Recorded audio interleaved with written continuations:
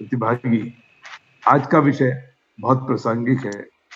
बहुत सारे लोग चिकित्सा विज्ञान की बात जब करते हैं तो आधुनिक चिकित्सा विज्ञान और आयुर्वेद विज्ञान, तो सबसे पहले रोगम आदौ परीक्षाएत तत्रोंतर और धम की बात होती है। सबसे पहले हम रोग की परीक्षा करें और उसके बाद चिकित्सा करें। परंतु जब रोग की निदान की बात होती है तो जितने भी चिकित्सा शास्त्र हैं वो केवल एक ही चीज पर आधारित है कि मरीज से बात की जाती है, मरीज से पूछा जाता है स्पर्शन प्रश्नम दर्शन स्पर्शन प्रश्नम। तो यहाँ पर जितने भी चिकित्सा शास्त्र हैं वो प्रश्न पूछते हैं कि आप बताइए कब उठते हैं, कैसे करते हैं। परंतु आयुर्वेद में निदान की जब बात होती है तो वहां पर एक सूत्र आता है, नाड़ी मूत्रम मलम जिह्वा दृग आकृति स्पर्श कर। सब प्रथम नाड़ी का जिक्र आता है। तो मैं एक रस वैद्य के तौर पर जाना जाता हूँ क्योंकि मैं रस शास्त्र की चिकित्सा करता हूँ। परंतु बहुत सारे ट्रीटमेंट प्रोटोकॉल बनाने का मुझे सौभाग्य मिला। परंतु इस प्रोटोकॉल को बनाने में ऐसा आसान नहीं था कि आपको एक बीमारी मिली और आपको एक दवा मिल गई और आप उसका इलाज कर दिया। तो नाड़ी का जो विशेष स्थान मुझे मिला, मैं सर्वप्रथम आपके सामने अपना अनुभव रखना चाहूंगा। जो 1985 की बात है, मेरे पिताजी का स्वर्गवास 84 में हो गया था और मैं बहुत बड़ा शैक्षणिक योग्यता वाला या एकेडमिक वैद्य नहीं हूँ। हाँ, रस शास्त्र की दवाइयाँ बनाने का मुझे अच्छा अनुभव भी और शौक भी है, तो दवाइयाँ मेरे पास थी। परंतु उन्हीं दिनों पिताजी की मृत्यु के बाद रावणकृत नाड़ी विज्ञान को मैं कौतूहल से पढ़ा करता था। उनकी लाइब्रेरी में वो किताब हुआ करती थी और उसको पढ़ के अपनी कल्पनाओं में मैं नाड़ी को करता था। तो मेरे लिए नाड़ी विज्ञान की वही गुरु है। मेरा अफसोस है कि मुझे जिंदगी में किसी को गुरु कहने का मौका नहीं मिला। मेरे पिताजी तो मेरे लिए भगवान थे, बाकी कॉलेज में जाना ना आना मेरे लिए बराबर था। परंतु वो रावणकृत नाड़ी विज्ञान की जो चीजें थी, तो एक महिला मेरे पास आती है जिनको 20 साल से माइग्रेन है। मेरठ शहर के सभी प्रतिष्ठित डॉक्टर्स उनको देख चुके थे, प्रतिष्ठित वैद्य भी उनको देख चुके थे और प्रतिष्ठित होम्योपैथ यूनानी सब देख चुके थे। परंतु वो चाहती थी कि उनको मैं देखूं जो इस महिला के साथ आई थी। और वो काल था जब मैं हर मरीज की नाड़ी को एक बार देखता था, 2 बार देखता था, 3 बार देखता था और थोड़ा सा हचिंसन का प्रभाव भी मेरे पर हुआ था तो मैं पेट भी देखता था। तो वो महिला बोली मेरे को माइग्रेन है, उनकी फाइल देखी तो मेरे को मोह हुआ अर्जुन की तरह कि इतने बड़े महारथियों के बीच में मैं क्या करूं। तो मैंने कहा नहीं भाई, माइग्रेन का इलाज मैं नहीं करता हूँ। बोले आप इसकी नाड़ी तो देखो। तो मैं तोमर जी की तरह बहुत बड़ा नाड़ी विज्ञान नहीं है, छाजर जी की भी तरह नहीं हूँ। मुझे वात पित्त कफ के अलावा कुछ नहीं देखना आता कि वात ज्यादा है तो कौन सी नाड़ी प्रबल है। तो खैर उनके आग्रह पर मैंने उनकी नाड़ी देखी। पर नाड़ी क्या होती है, वो गजब की चीज होती है। नाड़ी देखते ही साहब क्या हुआ कि वो शिरोशूल से पीड़ित है पर उसकी पित्त की नाड़ी प्रबल, पित्त की नाड़ी प्रबल है, इसको शिरोशूल है, ऐसा कैसे हो गया। तो पित्त के साथ हम एक सामान्य नाड़ी देखने वाले लोग बोलेंगे कि पित्त संबंधी एसिडिटी होना, गैस होना, मुंह का सूखना। उन्होंने कहा हाँ मुझे ऐसा होता है। तो उसके बाद मैंने उनको लिटाया। तो लिटाया तो मुझे देखा कि उनकी जो दाई पसली है, जहाँ पसली खत्म हो रही है वहां पर दबाने से उनको दर्द हो रहा है। और जो नाभि है, नाभि से हिप की तरफ जो लाइन जाती है जिससे आज मैक बर्नी पॉइंट कहते हैं, वहां पे भी दर्द। पित्त की नाड़ी है, यहाँ पर जहाँ पर पित्ताशय है वहां पर उनको शोथ है। तो नाड़ी से मुझे सूत्र मिला और मैंने इसको पाया कि जो माइग्रेन था उनका वो पित्तावर्त उदान वायु था। उदान वायु क्यों था उनको, क्योंकि उनके जो बड़ी आंतें और छोटी आंतें जहां पर मिल रही थी वहां पर भी सूजन थी और उसकी वजह से उनकी आंतों की गति नहीं। तो एक समन्वय स्थापित किया प्राचीन नाड़ी विज्ञान का, आधुनिक क्रिया शरीर का। और उसके बाद जो मेरे को चिकित्सा मिली कि अरे भाई पित्ताशय शोथ है, पित्त की नाड़ी है, तो इसको नारिकेल लवण दिया जाए क्योंकि रस रंगीकार ने पित्ताशय शोथ के लिए नारिकेल लवण का नाम सबसे ऊपर लिखा। और वो देने का, और अधोगत वायु है पित्तावर्त, तो उसको अधोगत करने के लिए रसोनादि वठी। और साथ में सुशेखर सितोपलानी। तो मैं कहना चाहता हूं कि नाड़ी विज्ञान का जो मुझे सूत्र मिला, मैं मरीज से कितने भी सवाल कर लेता, कितने भी प्रश्न कर लेता, मैं उसकी पित्त की नाड़ी की बात तो कर ही नहीं पाता, क्योंकि मरीज तो यही बोलती है मुझे उल्टी आती है, मुझे सिर दर्द होता है, वही सब बोलता। तो उस नाड़ी से जो मेरा चिकित्सा सूत्र बनाने में मुझे मदद मिली, उसका नतीजा यह है कि आज माइग्रेन का वो ट्रीटमेंट प्रोटोकॉल जिस औरत से शुरू हुआ, जो 1 हफ्ते के अंदर पैदा हुआ, वो आज ऑल इंडिया इंस्टीट्यूट के न्यूरोलॉजी विभाग में रैंडमाइज कंट्रोल ट्रायल करने के बाद अपनी उपयोगिता सिद्ध कर चुका है। तो आज का जो ये सत्र है, जिसमें हमने नाड़ी की बात की है, तो किसी भी मरीज को उसका प्रश्न जरूर करा जाए, उसका स्पर्श जरूर करा जाए, परंतु सबसे पहले अच्छी नींद लेने के बाद सुबह की जो नाड़ी होती है, उससे वैद्य को जो इंसाइट मिलती है, वो उसकी चिकित्सा का वो सार है। और आयुर्वेद में नाड़ी मूत्रम लम्ब मलम जिह्वा दृढ़ आकृति स्पर्श गंध, उसमें जो नाड़ी का मुख्य स्थान है, तो हर चिकित्सक को हर मरीज की नाड़ी पहले दिन भी देखनी चाहिए और समय समय पे भी देखना चाहिए। मैं कैंसर के रोगियों की चिकित्सा के लिए जाना जाता हूँ, पैनक्रेटाइटिस के रोगों के लिए जाना जाता हूँ। पैनक्रेटाइटिस में जहाँ पित्त विकार संबंधी लक्षण है, पर उसमें कफ की नाड़ी है, ग्रोथ है, और यही कारण है। और कैंसर के मरीजों में भी कफ की नाड़ी मिलती है, जहां पर गुरुता है वहीं पर ग्रंथि है। तो पैनक्रेटाइटिस से पैनक्रेटिक कैंसर होता है, और इसीलिए इन औषधियों की चिकित्सा में नाड़ी के हिसाब से फायदा होता है। मैं आपसे एक एग्जाम्पल और रखना चाहूंगा। 97 में मेरे को बहुत जबरदस्त जुकाम हो गया, प्रतिशाय, एक ऐसा प्रतिशाय कि जिसमें संजीवनी, कफ केतु रस, आनंद भैरव रस, आपका त्रिभुवन कीर्ति रस, लक्ष्मी विलास रस, संजीवनी, बसंत मालती, सब फेल हो गए। मैं बहुत दुखी हुआ, क्या इससे करूं, कोई भी दवा फायदा नहीं कर रही है, थोड़ा सा करती है फिर हो जाता है। एलोपैथिक दवा भी खाई, होम्योपैथी भी खाई, पर क्षणिक लाभ था। और ऐसे में मैं अपनी नाड़ी पकड़ के बैठ गया। मैंने कहा काश मेरे पास कुछ नहीं होता तो मैं क्या करता। और वो नाड़ी जो पकड़ी थी, वो पित्त और कफ की नाड़ी थी। पित्त की नाड़ी है, तिक्त रस चाहिए, जो वही तो पित्त नाशक होगा। तो एक दवा मैं बनाता था प्रेक 20 के नाम से, जो कि मॉडिफाइड पुनर्नवा मंडूर था, उसको कैप्सूल फॉर्म में लेता था। नाड़ी पकड़ के जो पित्त और कफ देखा, तो तिक्त रस, कषाय रस की विवेचना मेरे दिमाग में आई। तो उसी औषधि को कैप्सूल फॉर्म में लेके पाउडर फॉर्म में लिया और लेते उसका फायदा हुआ। और आज ये एक निर्विवाद सत्य है कि वो जो मेरा 97 का अनुभव था, आज जब हम 2020 में हैं, वो एक ऐसा मूर्त रूप ले चुका है कि एक देश की नामी ग्रामी कंपनी उसको स्लीप क्योर के नाम से बेच रही है। तो मैं ये बताना चाहता हूँ कि मेरी चिकित्सा का जो है रस शास्त्र एक जगह है, परंतु रस शास्त्र के मूल तक उस फार्मूले को तैयार करने के लिए नाड़ी विज्ञान का जो जो अनुभव है, नाड़ी विज्ञान की जो उपादेयता है या महत्वपूर्णता है, उसका जवाब नहीं है।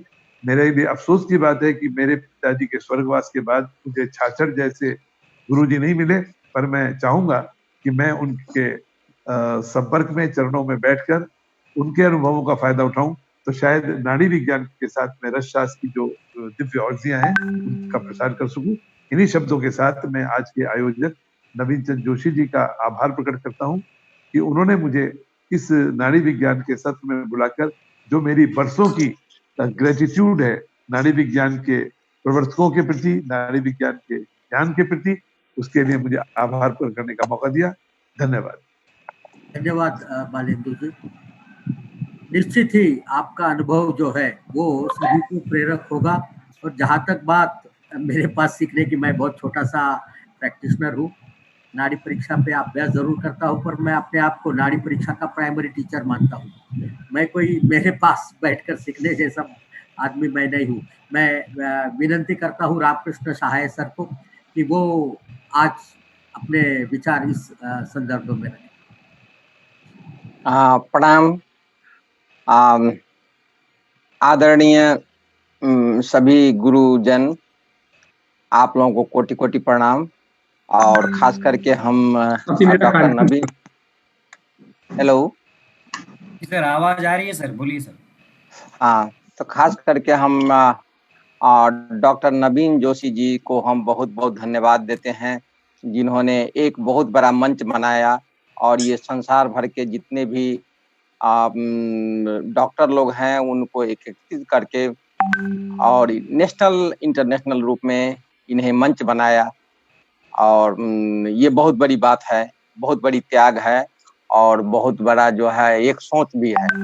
तो इसके लिए हम डॉक्टर नवीन जोशी जी को बहुत बहुत धन्यवाद देते हैं। अब हम नारी विज्ञान की बात करते हैं तो पहले हमें ये सोचना चाहिए कि जब से मानव का सृष्टि हुआ है आज तक कोई ऐसा ग्रंथ नहीं है, चाहे रामायण हो, चाहे महाभारत हो, चाहे कुरान हो, चाहे बाइबल हो, जहां इसका व्याख्या नहीं किया गया है।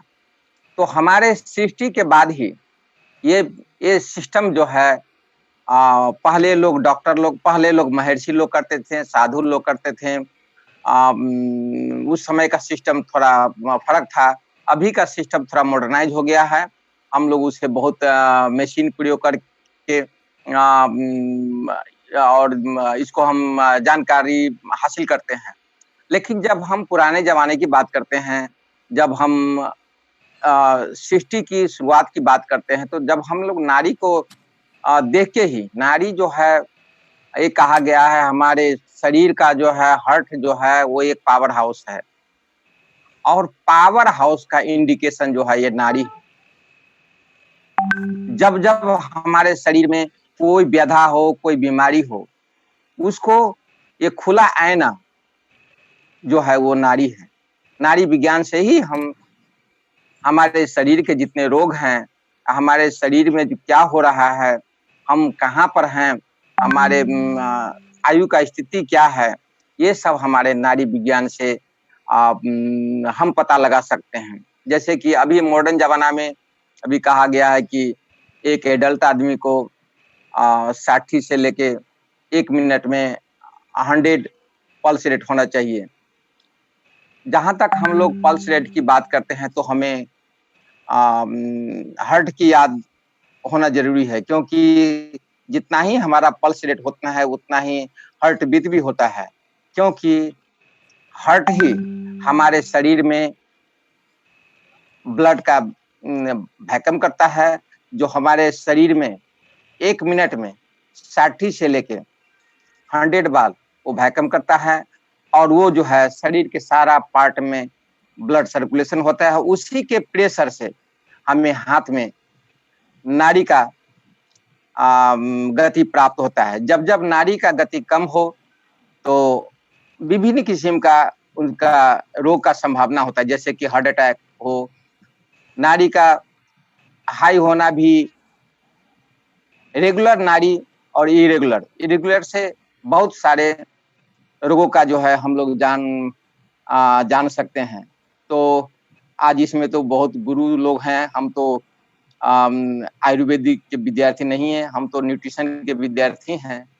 तो आज गुरु लोग अच्छा से बतलाएंगे, लेकिन हम डॉक्टर नवीन जोशी जी को एक आग्रह करते हैं, ये मंच को वर्ल्ड वाइड ले जाएं, क्योंकि ये एक मूल मंत्र है, एक हमारे एक बहुत बड़ा थ्योरी है जो मेडिकल ट्रीटमेंट जिस पे आधारित है।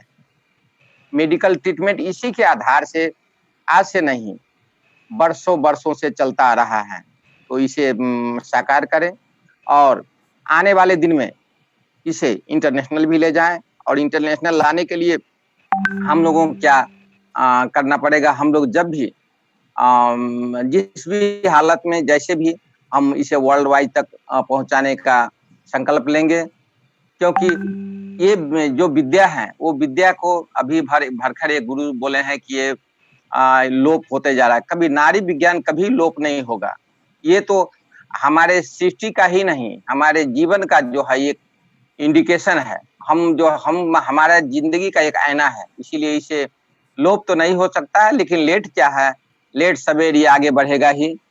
टेक्नोलॉजी कितना भी आगे चले जाए, लेकिन ये विद्या जो है ये कभी पहले भी उतना ही महत्व था, आज भी उतना ही महत्व है, आने वाले दिन में भी उतना ही महत्व होगा। तो इसीलिए हम चाहते हैं कि इसे स्टेट अमेरिका के हर एक स्टेट में, वर्ल्ड के स्टेट हर एक कंट्री में इसको ले जाएं, WHO में ले जाएं, यूएन में ले जाए और इस कार्य करने के लिए हमें कुछ हेल्प करना पड़ेगा तो हम जब भी तैयार हैं। और इतना बड़ा मंच में हमें आज डॉक्टर नवीन जोशी जो हमें जो ये 2 शब्द कहने के लिए जो चांस दिए हैं, इसके लिए हम उसके बहुत बहुत आभारी हैं। और आने वाले दिन में हम इस पद्धति में हमेशा सहभागी होंगे और खुलकर हम हेल्प करेंगे और प्रचार प्रसार करेंगे। ये हम आयोजक कमेटी से विश्वास दिलाते हैं। Thank you very much. धन्यवाद। Thank you sir. आपके जो आशीर्वाद है वो हम अक्सर ध्यान में रखेंगे और इसे कोशिश करेंगे कि दुनिया में पूरी जगह पर ले जाए। आपकी सहायता से हर एक पद पर हमें जरूरत पड़ेगी, और आपसे जरूर मुलाकात होगी। मैं GS तोमर सर को रिक्वेस्ट करता हूं कि आज इस उद्घाटन प्रसंग पर वो 2 शब्द कहें। ओम श्री सीतानाथ समारंभाम रामानंदादि मध्यमाम अस्मदाचार्य पर्यंताम वंदे श्री गुरु परंपराम। आज नाड़ी परीक्षा के इस उद्घाटन सत्र में सबसे पहले मैं साधुवाद और धन्यवाद देना चाहूंगा डॉक्टर नवीन को, जिन्होंने एक बहुत ही उत्कृष्ट विषय को लेकर के आज इस कार्यशाला को प्रारंभ किया है। और आज हमारे साथ डॉक्टर बालेंद्र जी हैं, डॉक्टर निगम साहब हैं, छाजेड़ जी हैं और हमारे रामकर साहा साहब हैं। मैं सबको प्रणाम करता हूं। और एक बात विशेष रूप से मैं चिकित्सक और शिक्षक होने के नाते मेरा अपना एक अप्रोच है कि टीचर होने के नाते मैं विशेष रूप से एक बात आप लोगों के सामने शेयर जरूर करना चाहूंगा कि आज के परिप्रेक्ष्य में नाड़ी परीक्षा के संदर्भ में जो चर्चा की गई है, तो सबसे पहले हम रोगी परीक्षा की बात करते हैं कि चरक जैसा मनीषी कहता है, न च सर्वे व्याधय भवन्ति उपाय साध्या, न च सर्वे उपाय साध्यानाम व्याधिनाम अनुपाय न सिद्धिरस्ति परीक्ष कारणो ही कुशला भवन्ति। रोगी परीक्षा को आयुर्वेद में सर्वोत्तम महत्व दिया गया है, ये अपने आप में प्रमाणित है। दूसरा हम देखते हैं कि जो त्रिविध परीक्षा हमारे यहाँ बताई गई है, दर्शन स्पर्शन प्रश्न ही परीक्षेतात रोगिना। तो नाड़ी परीक्षा का आविर्भाव जो होता है, समावेश होता है, वो सामान्य रूप से स्पर्शन परीक्षा के अंतर्गत हमारे यहाँ आ जाता है। लेकिन जब हम योग रत्नाकर को देखते हैं तो वहां अष्ट स्थान परीक्षा की जो चर्चा की गई कि रोगाक्रांत शरीर से स्थानान्यष्ट परीक्षे नाड़ी मूत्रम मलम जिभ्याम शब्द स्पर्श जगा करती, तो वहां पर नाड़ी को बड़ा महत्व दिया गया। और उस नाड़ी का महत्व देने का तात्पर्य है कि आज व्यवहार में मैं चिकित्सक हूं, 40 साल से लगातार मैं शोध में, चिकित्सा में और अध्ययन में हूं, अध्ययन अध्यापन में। तो रोगी आयुर्वेद के किसी चिकित्सक के पास आता है तो सबसे पहले अपनी व्यथा बताने के पहले हाथ आगे कर देता है कि आप नाड़ी देख के वैद्य जी खुद बताइए उनको क्या परेशानी है।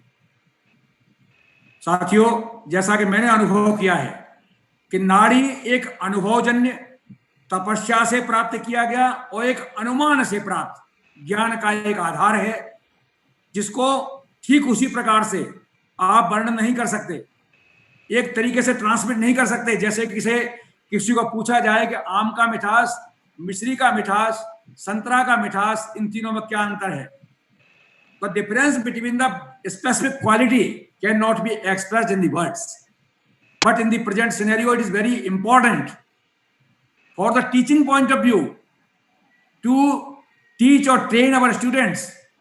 This knowledge must be practicable. That must be transmitted to the students in a proper scientific manner. आज से करीब 40 वर्ष पूर्व professor SD Upadhyay, principal of our institution Banaras Hindu University में, उन्होंने PhD का वर्क सबमिट किया, एक किताब पब्लिश किया, एंशिएंट पल्स साइंस. उस समय नाड़ी तरंगिणी से लेकर के रावण कृत नाड़ी तंत्र सब देखने का अवसर मिला. मैं उस पुस्तक में काफी काम किया, तो मैं महसूस करता हूं कि नाड़ी के संदर्भ में चर्चा की गई है, उसको उन्होंने जॉर्जन्स स्फिग्मोमेनोमीटर, एक इंस्ट्रूमेंट फिजियोलॉजी डिपार्टमेंट में तैयार कराया, और इंस्ट्रूमेंट्स को नाड़ी में टाई करके और एक ट्रेसिंग करके, काइमोग्राफ लगा के ट्रेसिंग किया गया. उस ट्रेसिंग के आधार पर जो रावणकृत नाड़ी तंत्र में जो सिमिली दिया गया है नाड़ी की गति की, उसके आधार पर ट्रेस किया गया। Thousands and thousands patients were examined और उससे निष्कर्ष ये निकला कि नाड़ी एक इतना बड़ा स्रोत है कि जिसके माध्यम से हम तमाम रोगों का रोग विनिश्चय कर सकते हैं। एक नाड़ी परीक्षा हमारे बहुत बड़ा आधार है।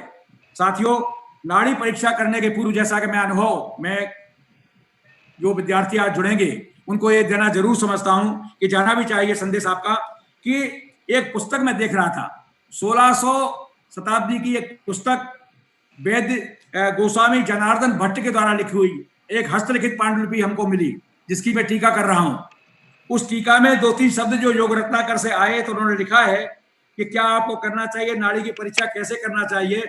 तो पहली बात तो हमें ध्यान ये रखना चाहिए कि नाड़ी की परीक्षा करते समय, जैसा कि स्वाभाविक रूप से कहा गया है कि दोष प्राबल्य ज्ञात करना है, तो ते भयो अहोरात्रि भुक्ता नाम अंत मध्याधिक क्रमान, स्वाभाविक रूप से जो दोष का प्रकोप होता है उसको ध्यान में रखते हुए नाड़ी परीक्षा करनी चाहिए। और दूसरी बात क्या बताया गया सामान्य रूप से, जैसा कि हमारे शास्त्रों में भी लिखा है और पुस्तक में भी लिखा कि भूखे प्यासे सैन युत तेल लगाए होय और जय नहाए तुरंत के नारी ज्ञान न हो। बिल्कुल आपकी लोकल लैंग्वेज में लिखी हुई है और ये बिल्कुल स्पष्ट रूप से वो बताती है कि किन किन परिस्थितियों में नाड़ी का प्रॉपर ज्ञान आपको नहीं हो सकता।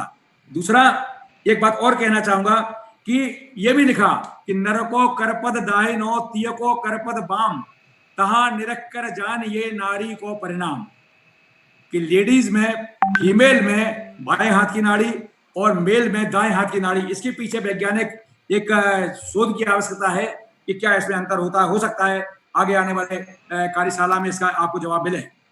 जीव साक्षणी रक्तवा धमनी रेडियल आर्टरी को हम यहाँ पल्सेट करके देखते हैं।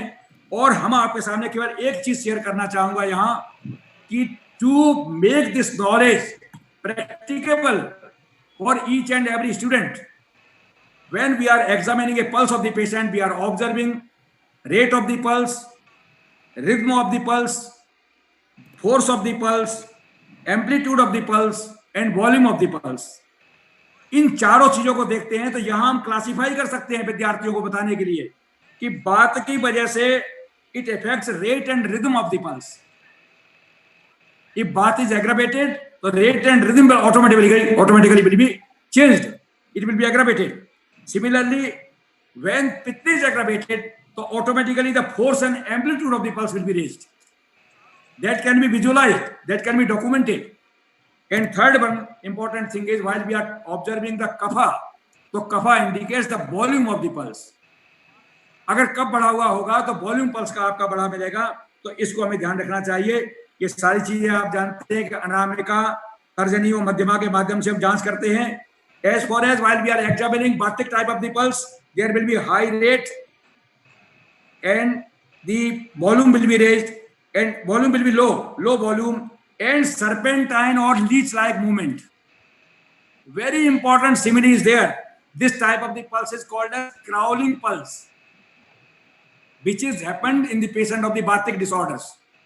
While we are talking about the Batik disorders, here the moderate rate of pulse and high amplitude and high force of the pulse is there. And next one is the Manduka Gati. This type of the pulse can be called as jumping type of the pulse. And third and most important pulse is low rate, high volume, and just like Hans and Paravat Gati. This type of the pulse is called as walking pulse. In simile, we can decide the crawling pulse as a Batik pulse, jumping pulse as a Batik pulse, and walking pulse as a Kaphas pulse. Because of the force of the volume, the amplitude of the pulse will go high. तो हम कहना ये चाहते हैं कि it is not possible to observe the patient simply in the Batik Batik Kaphas form. The patients might be having Batik Kaphas involvement of the 2 dosas or 3 dosas at a time. But the main observation is basically depend on your practical experience, your exposure towards the patients. So being a clinician, being a Kai Chikitsak, I always observe my patients for the Batik Nadi Pariksha, particularly asking 2 questions. First question is, what about your appetite and what about your bowel habit? इन दो के आधार पर आप अपनी अग्नि की परीक्षा कर लेते हैं, यह आवश्यक है। और नाड़ी परीक्षा के आधार पर यदि आपने अनुभव लिया है तो more than 75% symptoms can be divulged directly. You can divulge simply after the examination of the pulse. So pulse is very important issue, or I congratulate organizers, especially Dr. Joshi, for giving me the opportunity to share my experiences and few words on this very occasion. Thank you very much. Jai Ayurved, Jai Dhanvantari. Sir, thank you very much. It was definitely a wonderful observation for all of us that how to identify Vatas, Pittas and Kaphas Nadi simply by keeping your 3 fingers on the radial artery. May I request now our Honorable Professor U.S. Nigam sir to give us and enlighten us on this occasion. Nigam sir, please. आदरणीय पद्मश्री वैद्य Valendra Prakash ji, doctor GS. Tomar जी प्रकांड विद्वान हैं, वो हर subject में, चाहे जिस subject में आप कहें वो घंटों बोल सकते हैं। हमारे नवीन जी जो सबको जोड़े हुए हैं, उनकी तबीयत खराब होने के बाद भी आज वो अपने कार्य पर है। मैंने कल फोन किया था करीब 6-7 बजे, वो सो रहे थे। मुझे बताया गया है कि उनको टाइगो कुछ हुआ है। ज्यादा कंप्यूटर के प्रयोग से निश्चित रूप से हो सकता है, लेकिन वो हमेशा सबको जोड़ने का काम करते हैं।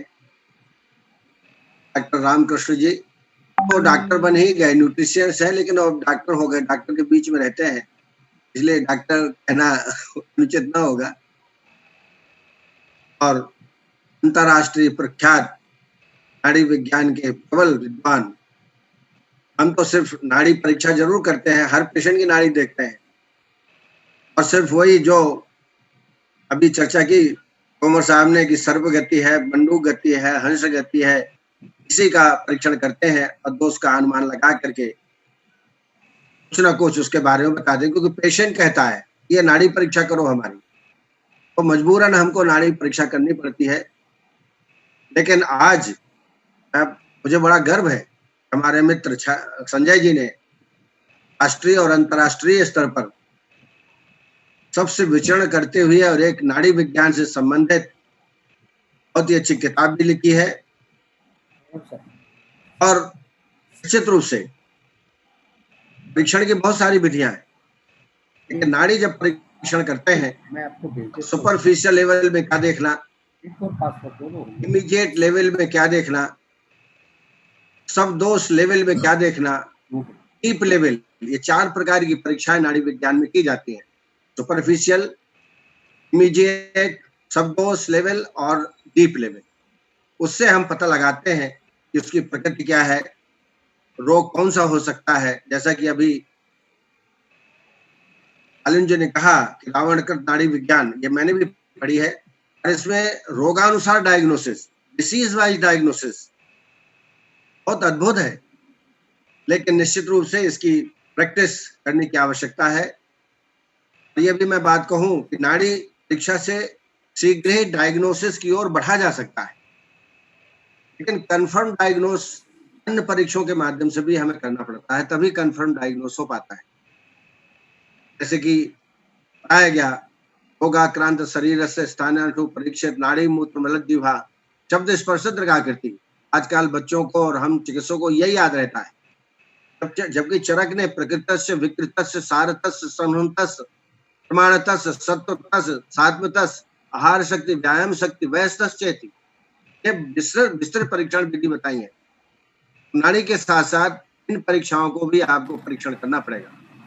कारण, कारण, कार्य, कार्योनि, कार्यफल, अनुबंध, देश, काल, उपाय और प्रवृत्ति, सारे परीक्षण विधियां हैं।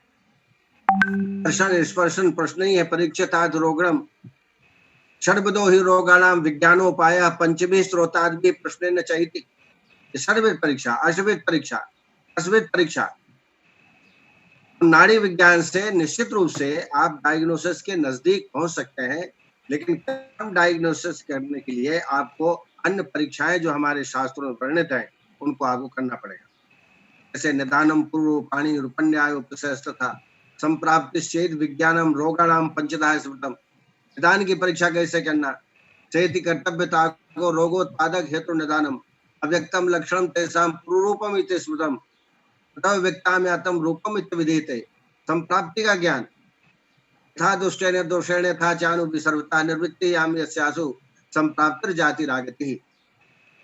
तो इन परीक्षाओं को करते हुए नाड़ी विज्ञान के द्वारा हम कंफर्म डायग्नोस में पहुंच सकते हैं और हमारा पेशेंट बड़ा संतुष्ट होता है जब आप नाड़ी देखते हैं। सामान्यतः हम लोग रेट, रिदम, करेक्टर, वॉल्यूम आदि का परीक्षण करते हैं, लेकिन ये रोगानुसार बार बार संजय जी से भी कहना चाहूंगा कि रोगानुसार डायग्नोस करने का प्रयास करें, जैसा कि रावणकृत नाड़ी विज्ञान में वर्णन है।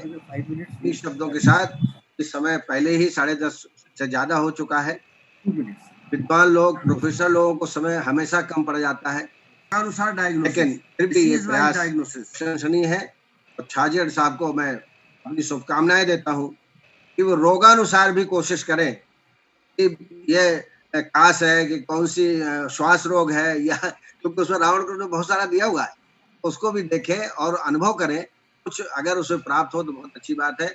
आपका ज्ञान बहुत ही विस्तृत है। मैं आपको पुनः धन्यवाद देता हूँ और आपको ये कामना करता हूँ कि आप एक अंतर्राष्ट्रीय स्तर पर एक सफल नाड़ी वैद्य बने, और वो हैं आप, लेकिन उस पर पुष्टि होना और आवश्यक है। बहुत बहुत धन्यवाद मुझे आमंत्रित करने के लिए। Thank you. धन्यवाद सर। आपके शब्द हमारे लिए आशीर्वाद रूप है और आदेश स्वरूप भी। जैसा कि आपने कहा कि नाड़ी परीक्षा के बाद रोगों का भी निदान करके आना चाहिए, जो ऑलरेडी विस्तृत रूप में हमारे ग्रंथों में भी है।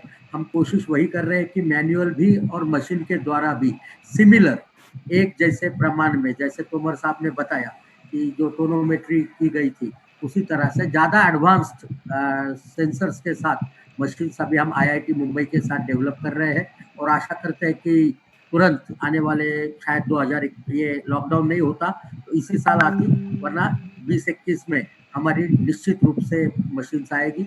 मैं आपसे इसी आशीर्वाद की हमेशा आशा करता हूँ। नवीन जी, आभार प्रदर्शन करके हमारे सर, मैं आप सभी हमारे साथ पद्मश्री वैद्य बालेंदु प्रकाश जी, हमारे साथ प्रोफेसर गिरीन्द्र सिंह तोमर साहब, हमारे साथ प्रोफेसर उमाशंकर निगम सर, हमारे साथ डॉक्टर रामकृष्ण शाह सर, आप सभी के सर आशीर्वाद और ब्लेसिंग से ये एक कार्यक्रम आज सुबह 10 बजे से लेकर शाम के 7 बजे तक चलेगा। अब बताना चाहूँगा कि सर अभी इसको 200 लोग तो यूट्यूब पे देख रहे हैं, और